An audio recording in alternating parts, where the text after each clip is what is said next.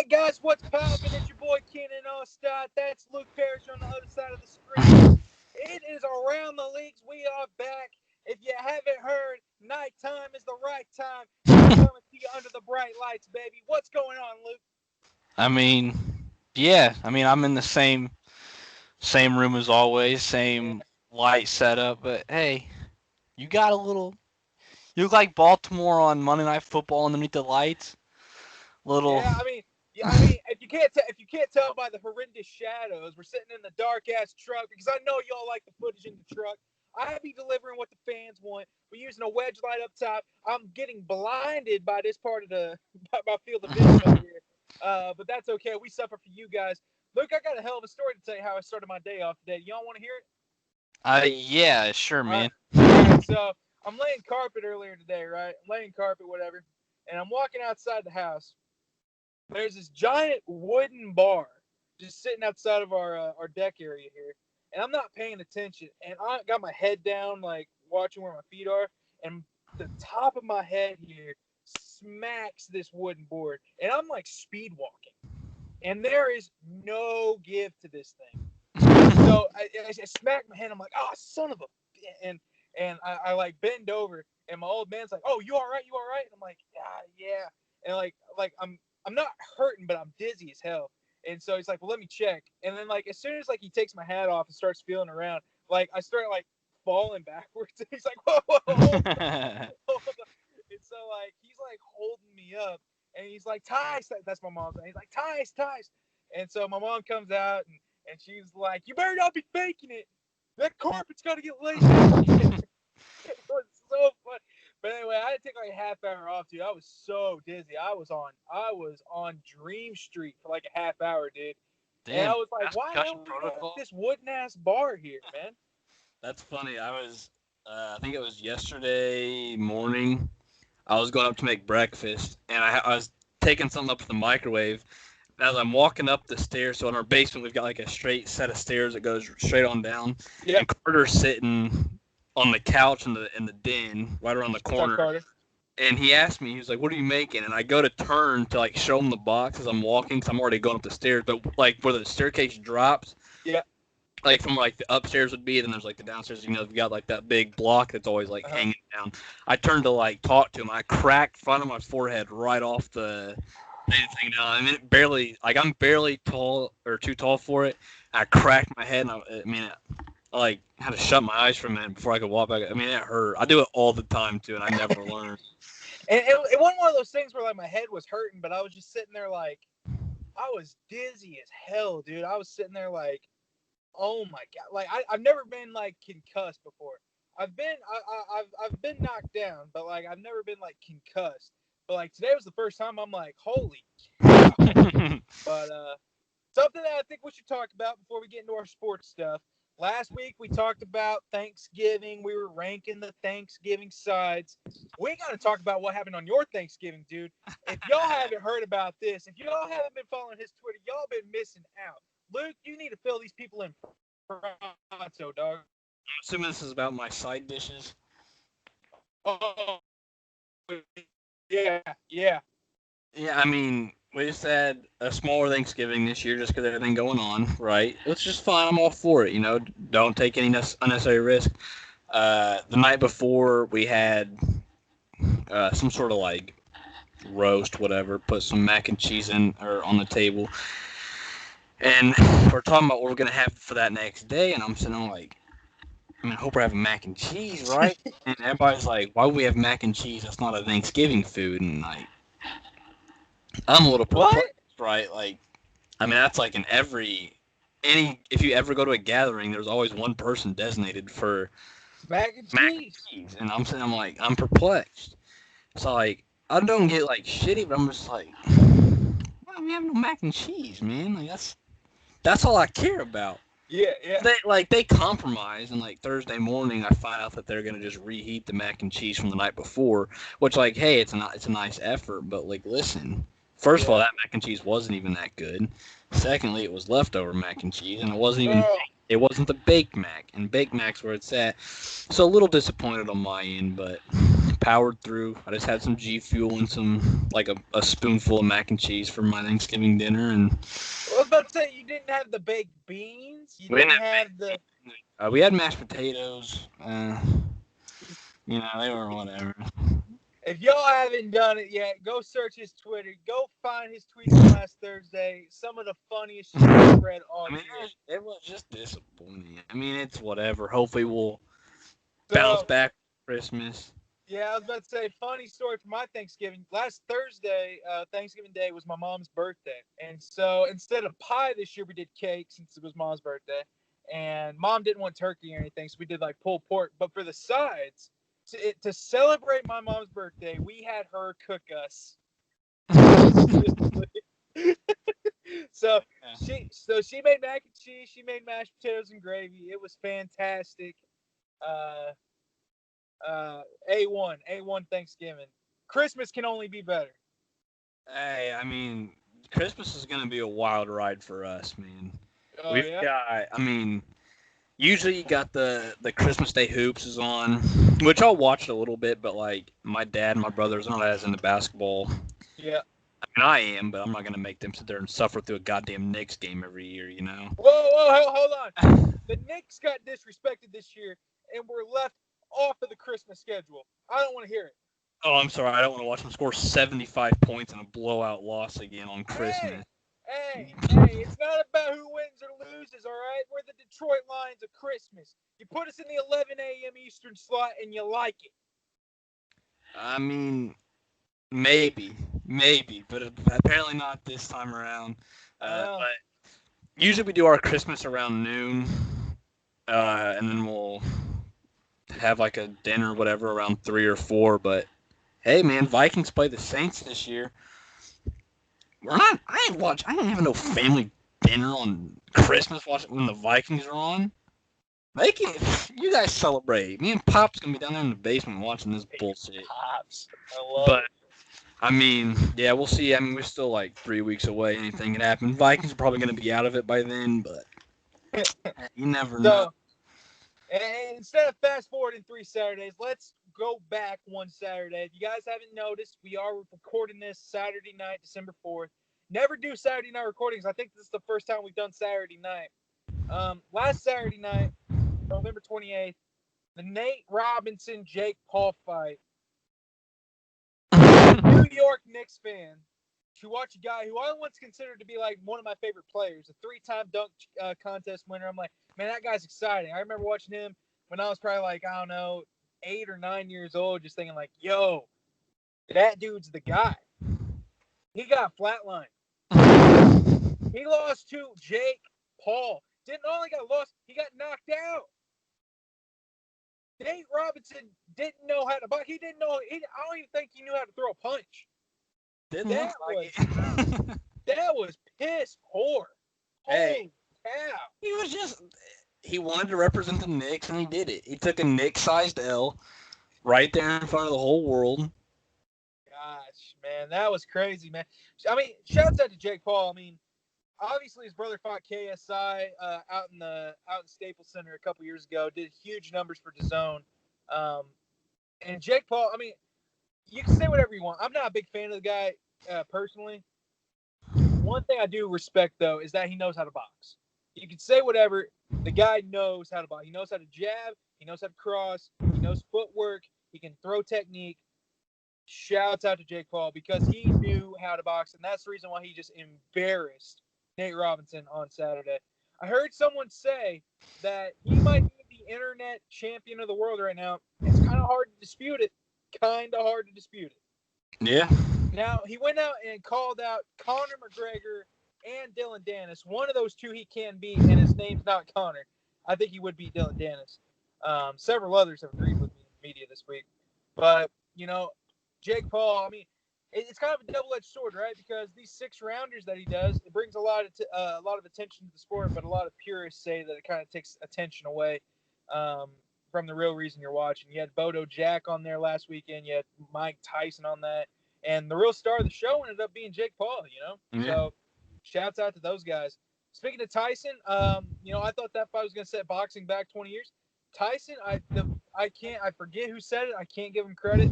They said that Tyson held back and Jones held on, and that's exactly what happened. Tyson went out there. He worked the body very efficiently. He threw power punches very effectively. Jones, I don't know if he. It's hard to see if he came in shape. I mean, it seemed like he got worked pretty bad. I think the 2 minute rounds kind of kept that real interesting. I think if it was 3 minute rounds, those guys would have been really tired by the end of round five. Um, the fact that that was a draw is atrocious. I thought Tyson clearly won that fight, but hey, it's boxing. It is what it is. Yeah, I didn't watch any of that, but I did see. Like as soon as it ended, my timeline was flooded with everybody saying like, "Oh, Tyson won. I don't know how they're gonna go this way." And I'm like, "Listen, man, I don't care about this fight. Please get it Yeah. off my timeline." Like that's all I saw for like 6 or 7 hours. It felt like when I was on Twitter. So And it kind of goes back to one thing. Like a lot of sports, they get this wrong. NFL gets it right one time a year. NHL, maybe when they do the Winter Classic, it's hard for these sports leagues to make their games feel like events, right? The NFL does it with the Super Bowl, feels like an event. The NBA Finals, it's great, but it doesn't feel like an event. You know what I mean? yeah, It just feels like a game. World Series, a game. World Cup, I mean, if you look at the World Cup as a whole, it feels like an event. But if you look at each individual game, it kind of feels like a game. You know what I mean? Boxing, they do a really good job of setting everything up as an event. I mean, I could have done without all the lame ass musical stuff in between fights. Did not like that. Snoop Dogg's commentary, A1. Get him on more cards. But boxing is just boxing and UFC. It's just something about it. They make everything feel like an event. Everything feels must see, and there's nothing that beats a big fight on a Saturday night. It's hard to top it. And yeah, I think it goes back to the simplicity of the sports. You know what I mean? If you sit someone down and you have them watch football, right? It can be a little hard to grasp. Some of the blocking techniques for the old linemen, some of the routes the wide receivers are running. People may not know like what chop blocks are or whatever. Boxing is really interesting. I mean, it's really simple, right? You hit me, or I hit you, and you try not to hit me. It's a pretty yeah. anyone can figure it out. So I think I don't know. I think it's a very simple sport. It's a very beautiful sport. It's probably the best sport in the world, and I'm really glad to see that it gets its shine. But Yeah. I mean, it was obviously, like I just said, it was like the big thing all over social media last week. Like, obviously, everybody was tuned in, regardless of, even if it wasn't like primetime fighters, like back in their heyday, it was still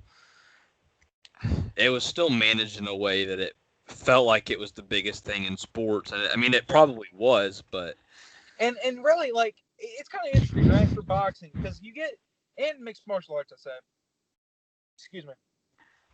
A lot of people like you don't see this for basketball or football too much. Like whenever like a fight comes on, you'll have a lot of people on your timeline saying like, "Oh, well, he should have done this," or he wasn't very good when he was attempting this, and it's like everybody becomes an expert on the yeah, fight game, right? You don't see anyone trying to become experts on pancake block. You know what I mean? Like you never see that on Twitter, right?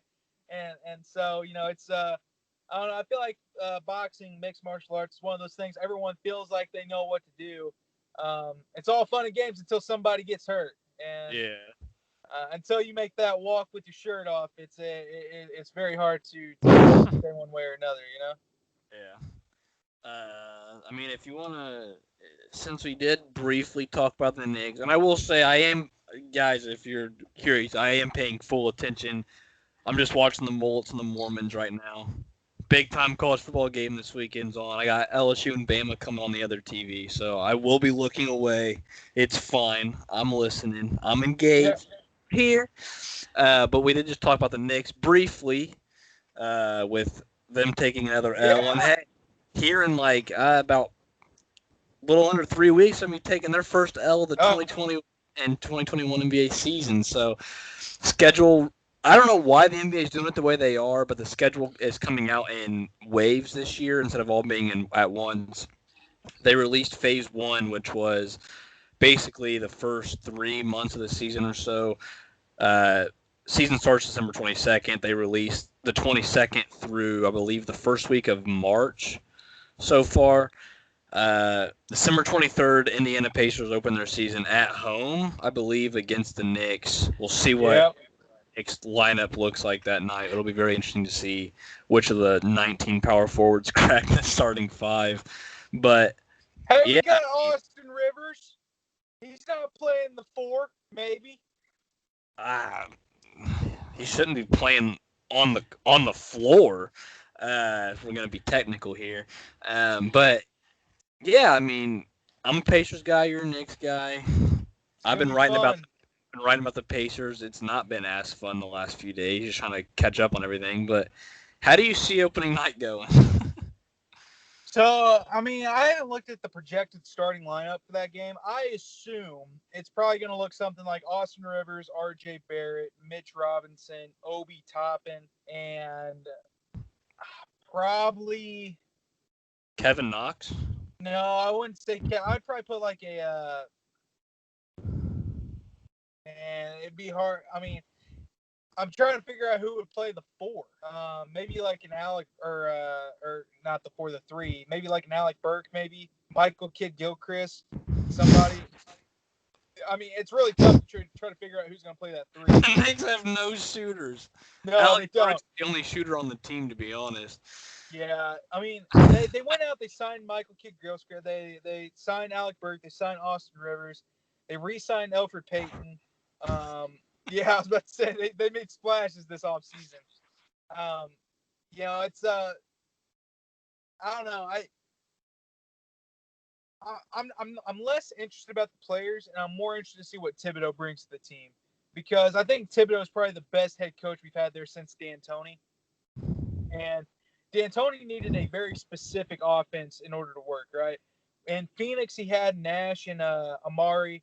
In Houston, he had Chris Paul and James Harden, and and he didn't have really a guard really in New York, giving you the production that he needs for that system to work. So Thibodeau, I'm interested to see what he brings to the floor.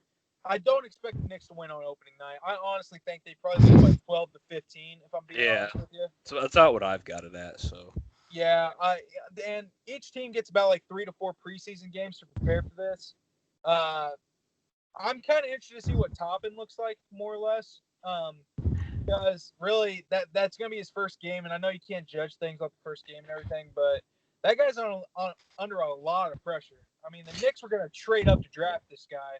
He's from New York. I think he was the Naismith last year, the player of the year for Dayton. Uh, Gosh, I mean, it's tough, man. It's tough. I think he's got a lot of potential. Skywalker kid. He's a little older. I think he's 22. I want to I say. believe so. Yeah. So he doesn't have that much time. I mean, he's got to hit immediately. Yeah, And I so am. Just to cut you off real quick, I am interested to see how rookies adapt this year because they go from draft night to opening night in roughly 6 weeks. 6 weeks. Yep. I don't know how many teams are going to be able to start a rookie or play meaningful minutes right off the bat because they're getting 3 weeks of a weird training camp. Yep. They get only a handful of preseason games. I think they get at least 2, but no more than 4, which they usually get, I believe, like 6 or 7. So, I mean, I mean, these guys have to turn around quickly. well, I was gonna say it'll be interesting to see if the Knicks put Toppin on a minutes restriction. But they traded. I mean, they got rid of a lot of their guys who were playing before in order to Yeah. give Toppin minutes. So I don't know if they'll give him the minutes right off the bat or if they'll kind of ease him into those minutes. The Knicks, I don't think they're a playoff team this year. That's my bold prediction. I know, real bold, right? 72 game schedule. I could see them going maybe 24-48. I think that's probably a fair record for them, considering the talent level on that roster. Um, if is the NBA doing that weird gimmicky playoff thing where they're doing like play-ins for the 7 and 8 again this I year? believe the 7 through 10 have a play-in tournament at the end of the year. Yeah, that's real gimmicky. I'm not entirely sure how I feel about that, but I mean, I think the Knicks could be a borderline 10 team like last week of the season, lose all their games in order to make it in. I see something happening, but I don't see the Knicks being very competitive this year. I don't know, man. Kendrick Perkins tends to believe that the Knicks are top 8 team in the East. He has the Pacers outside of his top 10, I believe, at this point. With Russell Westbrook's getting swapped for John Wall, and they jumped the Pacers. They've got the Pacers at 10 or 11 spot. A lot of ESPN people are sleeping on Indiana, and I don't think Indiana is like elite. Obviously, they haven't done enough to be. Sure. They don't have that one guy they can go to. And the Eastern Conference got better, right?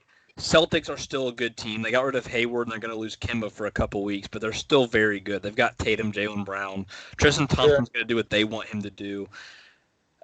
Philadelphia is still a playoff team. Brooklyn's going to be a playoff team if they're healthy. They're pretty much a lock. There was another Toronto, a lock, I would assume at this point. Toronto might be like one of the teams that did not get better in the East, though. I mean, I don't think they got better, but they didn't get significantly worse to a point where they're not. I mean, they did lose Ibaka. They lost Gasol. I'm trying to think about who they gained.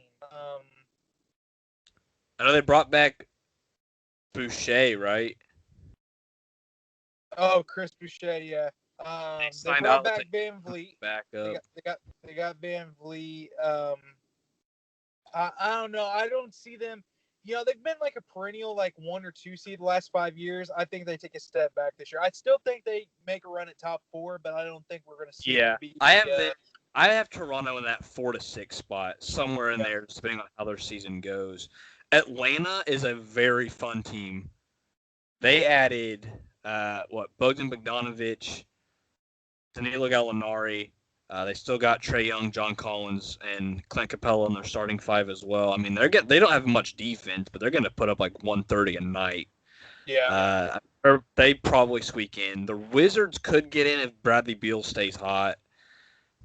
The East is deep. It's just not good, I don't think. I think Boston and Brooklyn are my 2 teams to come out of the East. So. Yeah, I mean, it's really top-heavy. I mean, the only team from that middle group that I could see making a run, and by middle group, I'm kind of like the Sixers, the Raptors.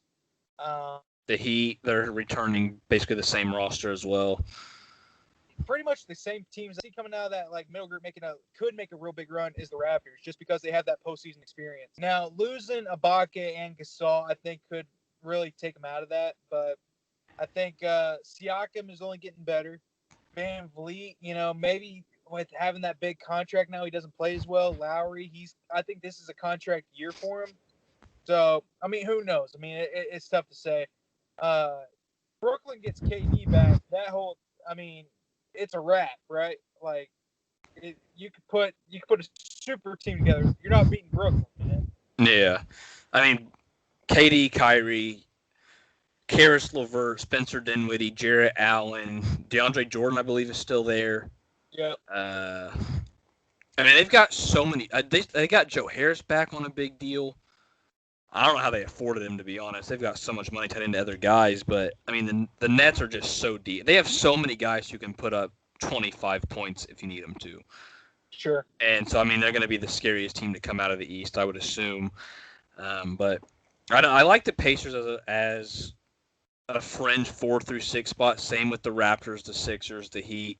Somebody's going to have to fall back into the 7 or 8 spot, but the Magic aren't going to return to the playoffs, I don't think. They didn't do anything to get better. I think so they're going to be replaceable. The Hawks are going to take somebody's spot. I just think the Pacers starting 5, if you look at their starting 5 on paper, it's one of the best in the league. I mean, you've got 2 All-Stars in Oladipo and Sabonis. Oladipo's a huge question mark because he hasn't been the same since injury. T.J. Warren is emerging into a star. I was going to say, I'm actually glad you brought that up since we got a little time here. The whole Oladipo drama that's happened this offseason, I'm not a big Pacers guy.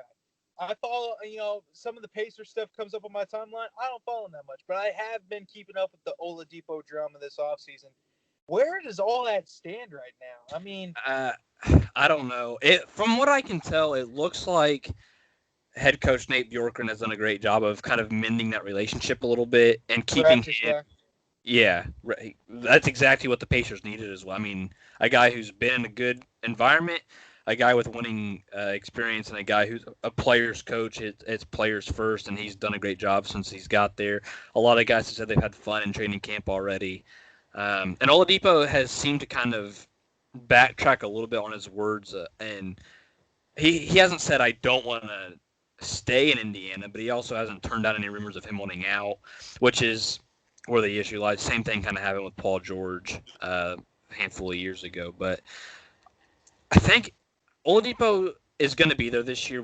I mean, throughout the year, they're not going to trade him because they're going to be in the middle of a playoff push. They're not just going to trade one of their best assets. Sure. But I think if they can stay fully healthy, he's going to be more enticed to stay and at least enjoy his last season if this is his last one. Because, I mean, last year he missed the first half of the season. By the time he came back, Jeremy Lamb missed the rest of the year with a torn ACL and a dislocated patella. Miles Turner missed a little bit of time. TJ Warren, I think, was the only guy who didn't miss time. Malcolm Brogdon missed like half the year with just injuries on and off. Sabonis missed the bubble. Yeah, Sabonis missed the bubble. So, I mean, you get those five guys back. You have a starting five of Oladipo and Brogdon in the backcourt, which is a tremendous defensive backcourt. You got TJ Warren, who I think is going to be the leading scorer for the team again. He led them last year with, I think he was at 19.8 a game. No reason he can't get to 20 a game this year with a faster offense. They want to go fast-paced. They want to get more shots up. They want to shoot the three ball a lot more. I mean, they were dead last in the league last year in 3-point attempts, but they were 12th in the league in percentage. So you got to just take those shots anyway. Now, something that we'll talk about here in the upcoming weeks as the season gets closer, it's actually something that we talked about last season. You know, the NBA and the NHL, they've kind of started to focus back on playing games in home arenas. You know, last year worked because the NHL did the bubble in Canada, NBA did the bubble down in Orlando. These guys are going to be sharing these same locker rooms. They're going to be sharing the same arenas.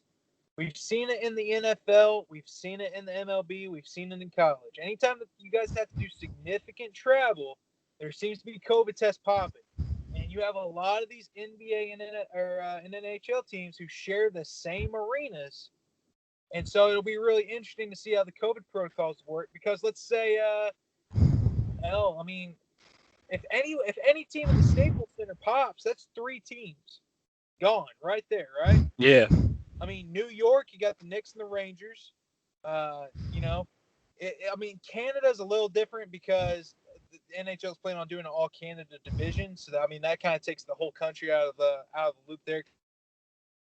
Yeah. They can't cross the border. 2 leagues specifically, considering they share so many of the same facilities. You know? Right. So I know. Damian Lillard did say, I think it was earlier this week, like playing in the bubble was so much easier for him because you don't have that travel after games. You're getting that recovery, that treatment right after you play. You're you're living right next to your stadium. So you're playing, you're going and getting treatment, you're eating your meal, and then you're going to bed instead of playing, staying in the arena for an hour to do media. Then you go up and grab food in the locker room, take it onto the plane, fly home. Then you get your treatment either on the plane or once you land, and then you go to bed at like 3, 4 in the morning. He said it's just a lot easier for his body to recover when you're in the bubble situation, and that's probably a huge reason why he was. I mean, he put up 30-something points a game. Yeah, Bubble was the bubble MVP or most outstanding player, whatever they called him. So, sure. I mean, it'll be interesting to see what kind of happens and how players might step back from that. But yeah, and we got a little bit of time because the NHL's talked about starting their season mid-January, and they're talking about doing like a 52 to 56 game schedule, whereas the NBA's wanting to do a 72 game schedule. And so, less contact. It'll be really interesting to see how they get like the arena scheduling will be, though. Are they going to schedule these double headers like they've done every season for the past however many years? Because I assume there's got to be some kind of like cleaning protocol that you see at all of these games now. Yeah, sanitizing and disinfecting and stuff. And so it'll be really interesting. I'm interested to see how that plays out. Hopefully both leagues can stay safe, generate a lot of revenue, and we don't see too many losses. That's all the non-football talk I got. You want to talk football? Yeah, I mean, hey, perfect timing. Coastal Carolina just scored, went up on BYU. I don't know if they went for 2 or not, but they're either up by 5 or 7 at the moment. As I think they're about near the end of the third quarter. Yeah. Remember, BYU this said is live, folks. we'll meet you anytime, any place, unless you're Washington and you want to play us in Washington because we're kind of backtracking. Did you happen to see what happened at the end of the first half of that one? No, I did not. So Zach Wilson, obviously big time college football player right now, big draft riser at the moment, throws a Hail Mary there to end the half. Coastal Carolina picks it off, goes to run it back. And 2 guys on Coastal Carolina just kind of shadow Wilson a little bit. The defensive tackle's holding him up, blocking him. And then they just pile drive him into the ground. Wilson gets back up. They dive back on him, block him back into the turf. Big old scuffle breaks out. Hey, listen, I don't think it was dirty. They waited until he had time. It wasn't a blindside hit. They just squared him up and blocked him like they're supposed to do. I mean, you can't – if a quarterback makes a tackle, that hurts the chance of returning that ball, right? Sure. If he can make the tackle, he can get blocked. That's the only way that's the only way it's fair. I They think did so. not get a 2-point conversion, so they're up 5 with 11 minutes left in the ball game. So Yeah, they trash. They garbage. Coastal Carolina, baby, the Chanticleers. Shit, that is. All right. Well, let's get into let's get into our NFL picks here just a little bit. Where do we stand with 5 weeks left in the regular season? Yeah, last week was a pretty good bounce back week for us. You went 4-2 across the board. You hit your lock. I went 5-1 on the money line. I went 3-3 against the spread. Shocker to absolutely nobody. I missed my lock, which basically knocks me out of the running to win that. On the year, we're tied 46-26 on the money line. You've got me by a half a game on the spread, 32-39-1. I'm 32-40. And then your locks, That's what a push does for you guys. Yes, sir. You're locked. You're 7-4-1, and I am 3-9. So, not good. I thought I was gonna hit my lock last week. Cardinals just shit the bed on me. Weird ending to that one, but hey, best part about losing is you get a chance to bounce back next week.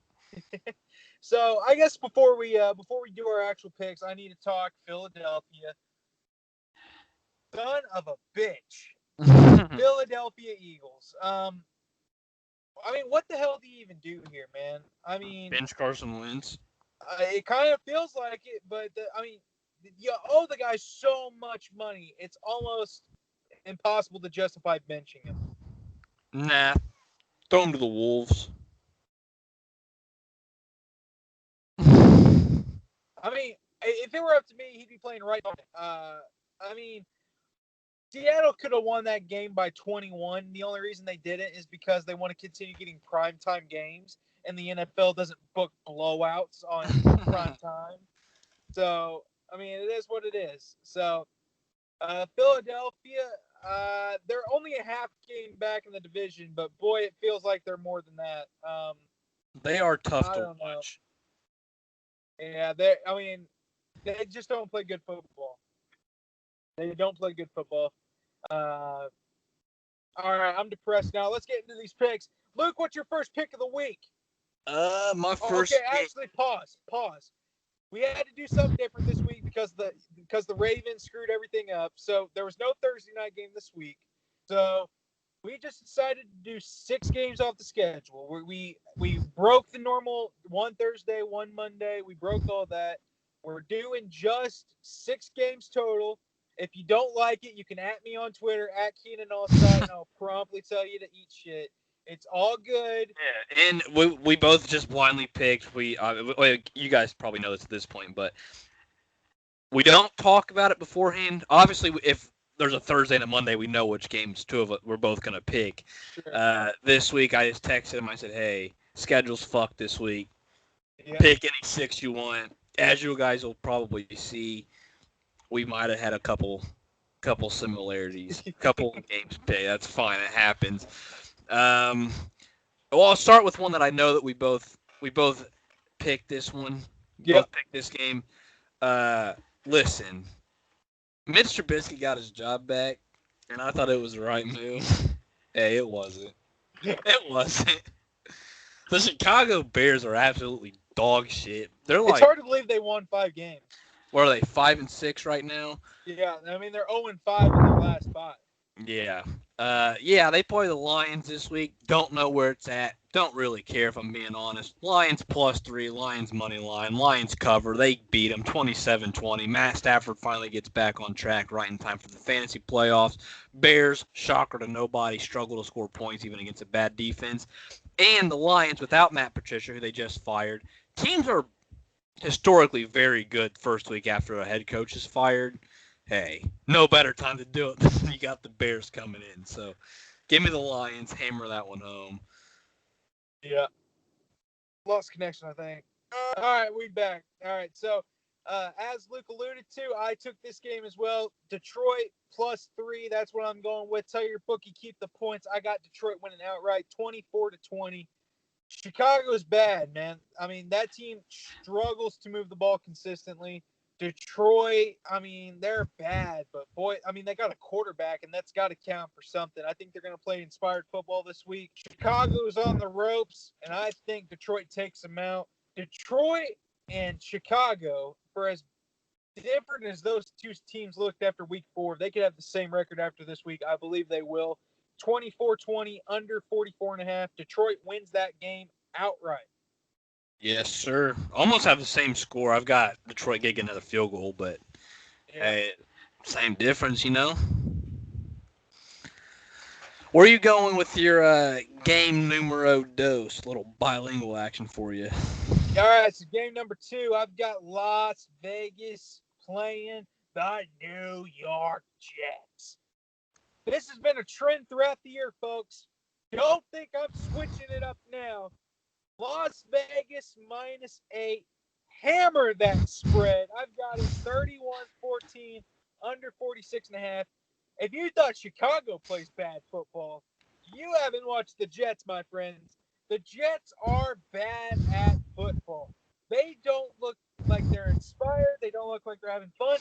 I honestly don't know if those cats know they're playing for money. And if you don't, that team is god awful. They lose by more than 2 touchdowns. I'm offended for Raiders fans that Vegas has this as a 1-score game. I would be rioting if I was a Raiders fan. 31-14, under 46.5. Take that one to the bank. Yeah, even with Josh Jacobs out, I still feel like the Raiders covering 8 points should be pretty simple. Even though, hey, Derek Carr's an MVP quarterback, as we all know.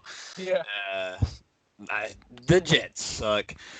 I stayed away from that one just because anything could happen. The Jets could pull some bullshit Philly Hail Mary to cover the 8 points. I'm taking the Ravens -7.5 against Dallas. That's risky. 7.5 is a lot for a team who does not look good right now. Yeah. They get Lamar Jackson back, hopefully. We'll see. He did test positive about 2 weeks ago. But the game is now on Tuesday, so he might be able to get cleared before then.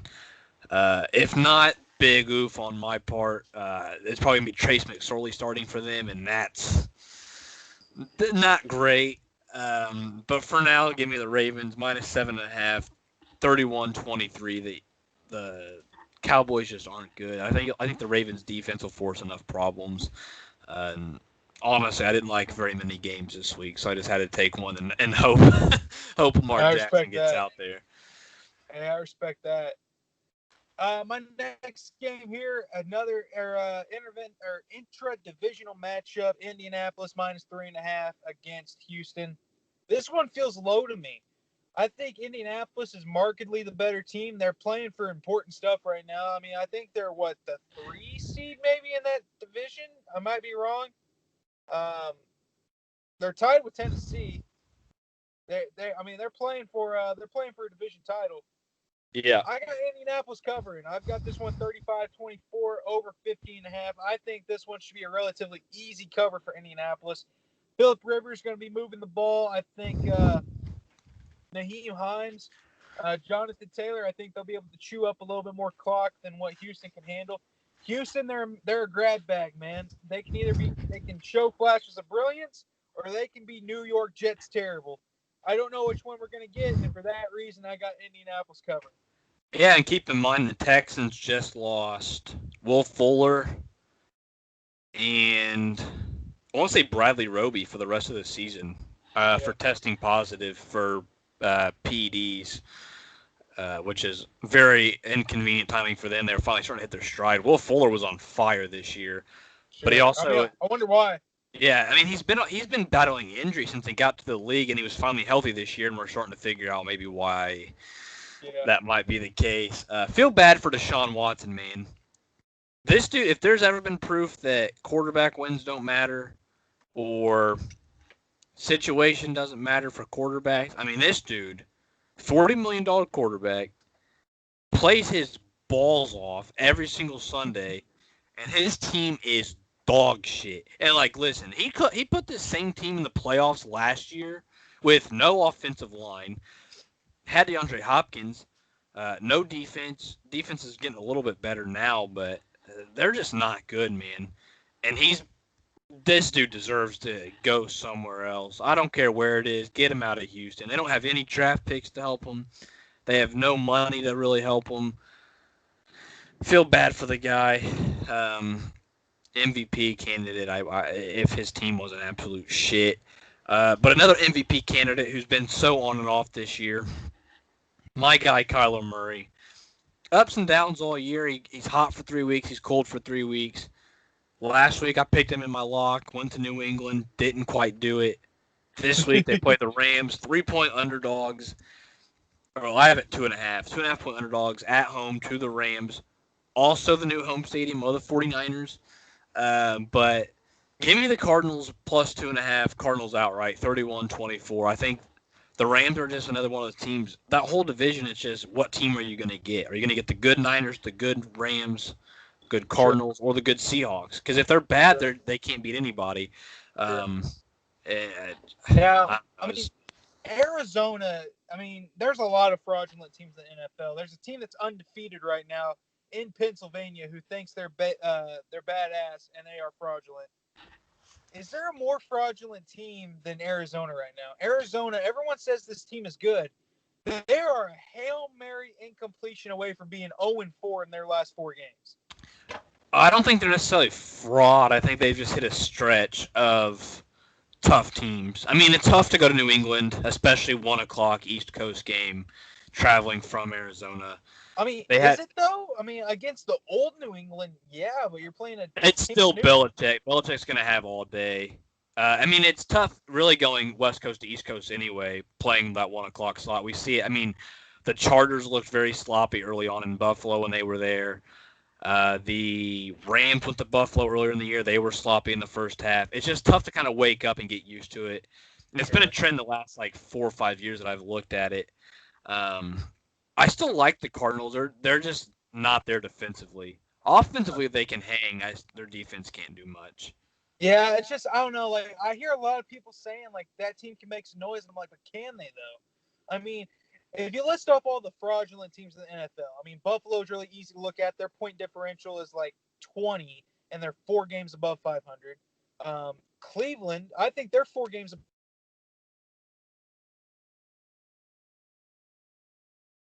500, and they have a negative point difference. Pittsburgh, they might be the worst. A lot of people think they're Super Bowl contenders. I just don't see it. I don't think they beat Kansas City. I think Tennessee's better than what they are today. I think Indianapolis would give them trouble. Las Vegas on a good day would give them trouble. I think Pittsburgh has had the benefit of playing some terrible teams, and they've beaten terrible teams. I mean, let's just call a spade a spade. Yeah. They played the NFC East, who's been terrible. They played the Browns, who, I mean, let's be honest, Browns are fraudulent. They're not very good. They've beaten the teams they're supposed to beat. They've played a Baltimore team who looks vastly overrated this year. And they played the Bengals, who have not been good. I mean, they're a fraudulent team. So the Seahawks, I feel like they're pretty fraudulent. The Seahawks, I will get if we're listed fraudulent, they're on the lower side of fraudulent, but they still fall on the list. Yeah. Tampa Bay's fraudulent. Um, goodness, I mean, you can name so many of these teams. The only teams I feel like are for real is a Drew Brees led Saints team and the Kansas City Chiefs. I mean, those teams, I know what I'm getting. You know, everybody else, I think they are worse than advertised. Yeah, I think the tough part with like the NFC West is everybody in that division. Like the Rams are 7-4 out of nowhere. Yeah, Everybody in that division is going to beat each other up, and that's happened really the last 6 years. It feels like it's just been everybody beats everybody. Somebody comes out on top. Green Bay is a team who can be legit. I mean, they when they need to play well, they will. They've had their two really bad games this year, but I think they'll adjust to those when they need to. I think they saw what they saw in Tampa Bay. They'll make that adjustment if they see them in the playoffs. They know what they were getting in Minnesota. Dalvin Cook just had a big game. sure. Um, but yeah, I mean Arizona. I don't think anybody's calling them a Super Bowl contender. They're just a team that can make noise. Their offense can be dangerous. Sure. And I mean, Kyler's only in his second year. Kingsbury's in his second year as a head coach. Obviously, they're not going to be world beaters right off the bat, but they're definitely a team who, if things click, they can knock off anybody. And we've Sure. seen that. I mean, they beat Buffalo. They hung with Miami, but lost it late off of a missed field goal. A lot of things can go right for them. It's just a matter of their defense just has to make more plays. Their defense is very suspect far too often, which is a Yeah. huge concern for me. But yeah, Yeah. Pittsburgh is not the top of the AFC. I don't care. I don't care if they get the 1 seed. Kansas City's beating them 10 times over. Yeah. I would say if I had to rank I it agree. in the AFC, I would put Tennessee right there with with Pittsburgh. I think Kansas City's a clear-cut top tier, number one team. That second tier is going to come down to And Tennessee and and Pittsburgh. really, like this year, I mean, it's a real big boxing field. Going back to boxing, real big boxing field in the NFL because it feels like styles make fights, right? And let's just say, let's play hypothetical here. What if Las Vegas gets the 7 seed? And let's say Kansas City gets the 2. The one loss Kansas City has this year was against Las Vegas and Arrowhead. That's all I'm saying. And the Yeah. other game they played this year, honestly, it's just they only won because they had the ball last. I mean, let's be honest. I mean, Las Vegas has given them their 2 toughest games this year, and so while Las Vegas may not be the better team, I mean, they know how to beat them. You know what I mean? Yeah. If they have one more possession against the Chiefs, they probably go 2-0 against the Chiefs this year. So I don't know. That'll be interesting. That leads me into my next pick. I got Kansas City playing the Denver Broncos. Obviously, very versatile, very high octane offense up there in Denver. Denver moves the ball very effectively. I think last week they had a top 32 quarterback, Kendall Hinton. How many completions did he have? I think he had one more than me and you combined. Yeah. The guy knows how to throw the ball. Whether or not effectively, we don't know. Kansas City minus 13.5. This one, the easy pick. Give me Kansas City to cover. I got this one 38-20, and I think those 20, very gracious of me to do so. This one hits the over 50.5. Kansas City, they've got a lot to play for right now. I think every game is a must-win because I think it's very possible that Pittsburgh goes 16-0. And if both teams tie at 15-1, I don't know who gets the tiebreaker. I would assume it probably would be Kansas City because Depends on who Pittsburgh would lose to. on that. Because Kansas City's lost us in their division, so that probably hurts them. So Pittsburgh would have to lose to somebody in their division as well. Well, they played the Browns last week of the season. Yeah. So, they went 2-0 against. I think they've already played not Kansas. They played Baltimore and Cincinnati twice, I believe. They've definitely played Kansas or Baltimore twice. I don't know about Cincinnati yet, but yeah. Yeah. So that's my fourth pick. Kansas City by 2 touchdowns. Well, coincidentally, I'm talking about the other team we were just talking about, Pittsburgh. They're playing against the number one team in the division. They got Washington on Monday night, I believe now, or Monday afternoon, whatever it is. And Pittsburgh -8 seems pretty easy. 24-14. Not going to be a lot of offense in that game, but hey, a little bit more for Pittsburgh. McLaurin's the only dangerous part of the Washington offense in this one. Obviously, Antonio Gibson's had a great year for them, but I don't think they're going to run the ball very effectively against Pittsburgh. Their only shot's going to be to try to throw it, take deep shots. And McLaurin can do it. He's fifth in the league in receiving, but this is not going to be enough. Alex Smith is not going to be comfortable with that Now, front line coming after him. correct me if I'm wrong. I think Washington's won 3 straight. Maybe, yeah. I think they've won 3 straight. That's a game I could see Washington winning outright. Honest to God, no gimmicks about it. I think Washington can win that game outright. With Pittsburgh coming off of the short week, to pre-out for the year with the injury, Washington playing some inspired football, they got a chance to win that division. Like, I think they might be the front runners to do so. I could see Washington winning that game outright. So that's a game. If they win on Monday, you heard it here first. Upset alert. Washington. I just don't trust Alex Smith a whole lot, especially with T.J. Watt playing at the level he's at. Yeah. It's just going to be way too tough. I mean, Smith likes to try to move out a little bit. It's not going to happen. T.J. Watt is just an animal. Probably Defensive Player of the Year. I think Pittsburgh's defense is what's got him this far. I think Washington, I don't think, is going to be the offense that finally gets to him, you know? Yeah, no, I get it. My 5th pick of the week, we talked about this team here just a few minutes ago. Tennessee, -5 against Cleveland. This game's being played in Nashville. I've got Tennessee by 2 touchdowns, 34-20, over 53. This is a game Tennessee, they've been they got a big win in Indianapolis last week. I think they're tied for the division lead with Indianapolis. If they want to keep pace, like I said, I predicted Indianapolis to win earlier. I think Tennessee needs to win to keep pace. I think they will. I got 34-20. I think they control the clock really well in this one. I think Baker's going to run into some trouble against Tennessee's defense. This one feels low as well, -5. I could, -7 would probably feel a little bit more appropriate, especially being played in Nashville. It's a grab bag of what you get out of Cleveland's offense. Sometimes you get a dynamite offense like we saw against Dallas, and then other weeks you get these just duds like you've seen against Philadelphia and Houston. So, we'll see what happens. This game, this one could be real interesting come Sunday afternoon. Yeah, I think the weather's going to be one to watch because Cleveland's played in some absolute dog shit weather the last 3 weeks. I also went with this game. I've got the Browns covering, but Tennessee's still taking it 27-23. It's just going to be such a run-heavy game. I think clock's going to run by really quick, and I don't think either team's really going to even have the time to pull away.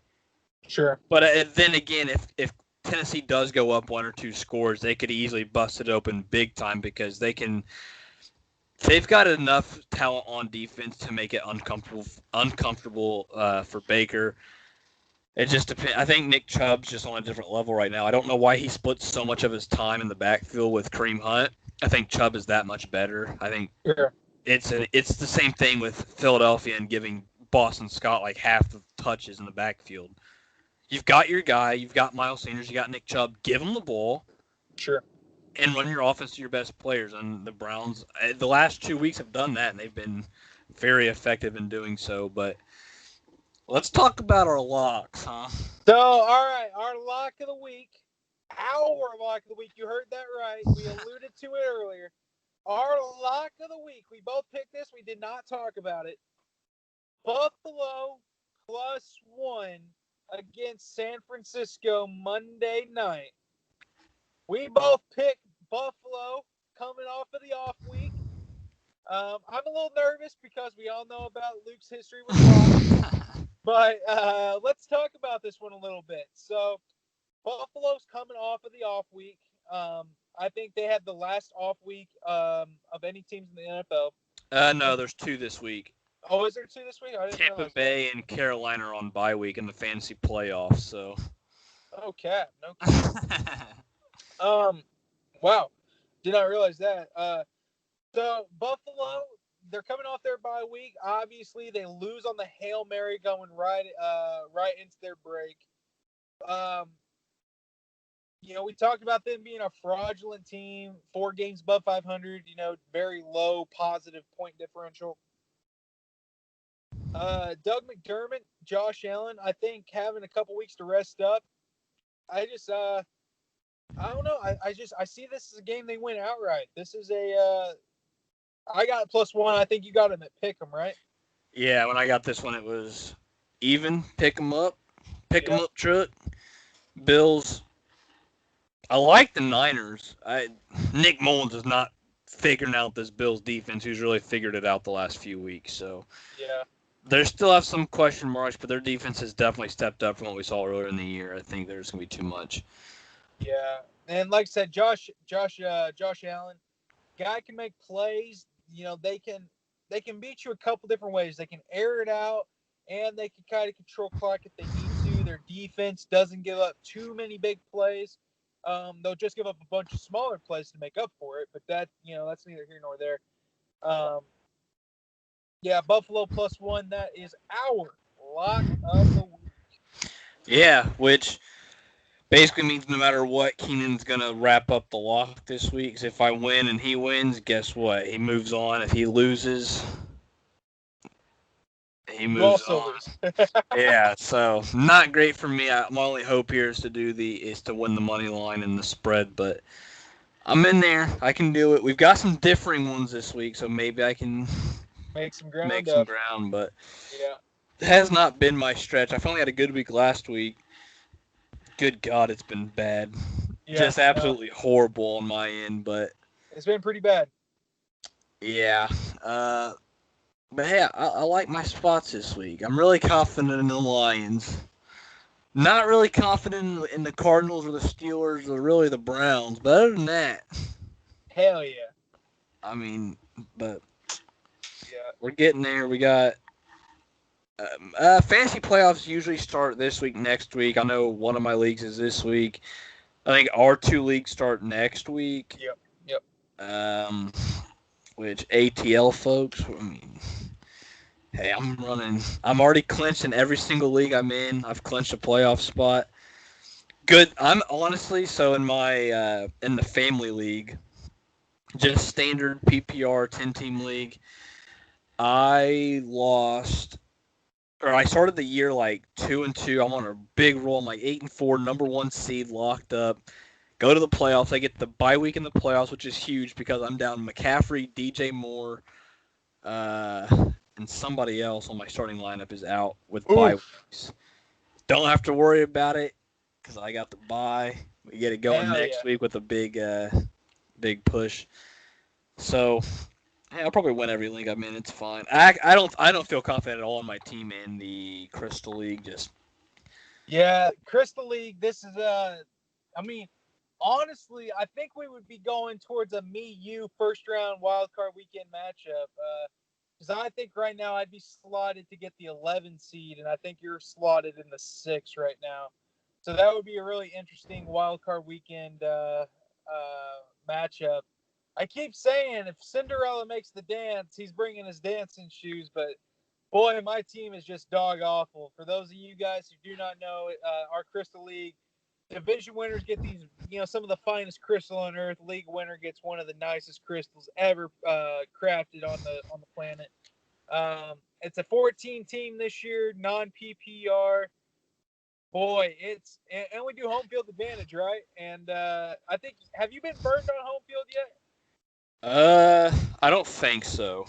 So, and the way the home field works, regular season is +3. In the playoffs, it's +5. So, next weekend, Luke would have a 5-point head start on me, which would be very valuable because home field's determined a lot of matchups this year. So, it'll be interesting. My team's just really bad, man. My team struggles to score 70 week in and week out. So we'll be I don't know, we'll be fighting to stay alive. Hey, you gotta fight. You gotta get through it. All my leagues are the same. I've got good quarterbacks, really good wide receivers. My running back room was a shit show. I either have J.K. Dobbins, DeAndre Swift, or Jonathan Taylor as my lead back in all my leagues. And, I mean, one's on COVID list, one's got a concussion, and one hasn't done anything the last 3 weeks. So, not looking good. BYU just got the ball back, 55 seconds left. Game on the line. No timeouts. They just got a penalty. They got to go about 70 or 80 yards. Good game, man. Good game down there in Conway, South Carolina. Hell yeah. Bama's kicking the shit out of LSU. As expected. Man, it sucks. We're supposed to have college hoops today. Gonzaga and Baylor 1 versus 2 to really get the season fully underway. We've already had big matchups, Duke and Michigan State earlier in the week. Game gets called off. I think Gonzaga, I've watched 3 of their games, I believe. Best team in the country. It's not even close. I think they would have wiped the floor with Baylor. Their team is so much fun to watch, too, dude. Like, Drew Timme, Jalen Suggs, like, that team moves the ball so efficiently. They play at a high pace. They can score the ball. Like, their defense has been kind of suspect at times, but, boy, you score 100 points on Kansas. Yeah. That game against Kansas was I was not expecting that game to be, 102-90? Yeah. Something like that. I mean, they got Jalen Suggs, who's their biggest recruit of all time. Stud. Yeah. They move the ball so well. They shoot effectively. They cut well. They're just best team I've seen in college basketball this year by a mile. Way better than the Hoosiers. I went with a bold take that Indiana was the best team in the, Maui/Asheville Invitational. IU comes out, dominates game 1, dominate game 3, beat who did they beat in game 3? Oh man, I'm drawing a blank. They beat a very Well, let's talk about who they lost to. Wait, hang on, I got this. Stanford. They played a very good Stanford team and shut down Zaire Williams, who's one of the top 5 prospects for the NBA draft next year. Shot like 1 of 10 from the field, fouled out of the game with 4 points. But yeah, day 2, game 2, they played Texas, and good God, was that a nightmare of a performance. Yeah, they got mollywopped. 5 of 23 from the field in the first half, I believe. Yeah. 9 turnovers in the first half. Finished the game with 44 points. Just not good. Trace Jackson Davis scored 31 by himself in game 3. Yeah. And that's just what you get in the end, man. Really good one night and really just absolute horrid the next. So yeah, I get that, man. Get to see more of that in the next few weeks. So they play Michigan. They play Florida State here in about a week, I believe. I think it's on Thursday night. So. Well, before we wrap this up, you got anything else you want to give to the people? I'll give you. I'm just trying to watch some of this football here. It gets out of bounds. BYU's up past midfield, 15 seconds left. All right. They're moving. They could. Zach Wilson's got an arm. He almost completed a Hail Mary in the first half. Can he do it again? You guys want some live play-by-play? I'll give you some live play-by-play. Well, while we're waiting on that next play, later on tonight, Errol Spence Jr., Danny Swift Garcia, 147 pounds, welterweight title on the line. I think Spence is probably going to knock probably going to knock Garcia out. I'm going to say 8th round. I'm going to go 8th round stoppage. 2 of the best welterweights in the world going at it. A lot of people want to see Spence and Crawford go at it. I don't disagree. Spence, a lot of skill there. I think he's going to knock him out. That should be a fun fight. Anthony Joshua, heavyweight championship of the world next weekend. He defends his belts. I think that should be really fun as well. Big month for boxing, dude. Canelo fights later this month. That'll be really fun. Shoot, who else fights this month, man? Damn. All right, I'm drawing a blank. It don't matter. Y'all catch my drift. Good. But BYU's at the 32, 7 seconds left. Timeout. I don't know how I let this space my mind. right before we recorded today, Indiana, Wisconsin. Indiana on the road at Wisconsin, who's played 3 games this season. Sure. Wisconsin was 12.5-point favorites Yeah. against one of the best defenses in college football. Yeah. Indiana beat that ass. I was about to say, did you tell your bookie to keep the points? Yes, sir. Took Indiana. Actually, no, I think I took Indiana spread just because of it was Wisconsin. They never hang with Wisconsin. I was scared. But took the points. Very happy to do so. Yeah. Wisconsin scored 6, and Indiana was gifted 12.5. So no brainer. Indiana's defense is back. No Michael Penix, no problem. Put him in the playoff. Yeah. Get Notre Dame out of there. Put us in the playoff. Went to Ohio State. Hung with Ohio State for 4 quarters. Go to Madison. Beat the shit out of Wisconsin. Beat Penn State. Beat Michigan. Beat the brakes off Maryland. And guess what? Next week, Purdue ain't even going to walk in the building. Purdue has no business walking in the building. Oh, shit. BYU's down to the 16 with 3 seconds left, so things are getting interesting. I got a lot of money riding. I got $1 riding. They get the timeout? Out of bounds. Oh, that's cool. That's cool. Let's see, steps out at the 17, 18-yard line. Got about 3 seconds left. One last shot. Shannon clears versus Cougs. You gotta love prevent defense, man. I hate it. They started this drive at it was 1st and 19 from their own 8 with 40 seconds left. Hey, just play with your defense. All right. No timeouts either way. They bring blitz off the slot. Wilson drops. Got time. Oh! He fired it over the middle. He got tackled at the 1. Just like the Super Bowl. Just like the Super Bowl. Holy shit. BYU chokes it. Zach Wilson put on a hell of a performance, but hey, Coastal Carolina, baby, that turquoise field, whatever they got. They got him. What a How game. about that, guys? You weren't expecting that. We just broke that news right here on air, man. Except you guys will hear it in probably hour and 30 minutes, so. Don't watch Sports Center. Man, what a play. Oh, man. That's why I don't understand the play like that. Hey, throw it to the end zone. Don't even risk it. I'd rather be incomplete and then tackled at the 1, you know? Yeah, man. Yeah, no, I agree with that, man. I agree with Big that. So. energy, but hey. So we're gonna close the show this week. Hopefully, we'll be back in our regular time slot next week. Things got messed up this week because we forgot Thursday existed. Yeah, completely. It was Thursday night, and I'm thinking oh shit, today was Thursday. So everything. We'll be back sometime next week. We'll be back with more picks. We'll keep you guys updated. Until then, stay safe. Stay cool. Keanan Allstott, Luke Parrish. This has been Around the League. Stay chill, y'all. Yes, sir. Peace out, fellas. We'll be back. I would say next Thursday, but hey, you know how this thing goes. Yeah, gang. Let's get it. Hey, we got plenty of time to figure it out. But hey, thanks for tuning in. Come back next week. Listen to me wrap up some more just brutal picks, and God, it's bad. But hey, we'll catch you guys. We're just having fun, you know. Yeah. Yep. Catch them on the next one.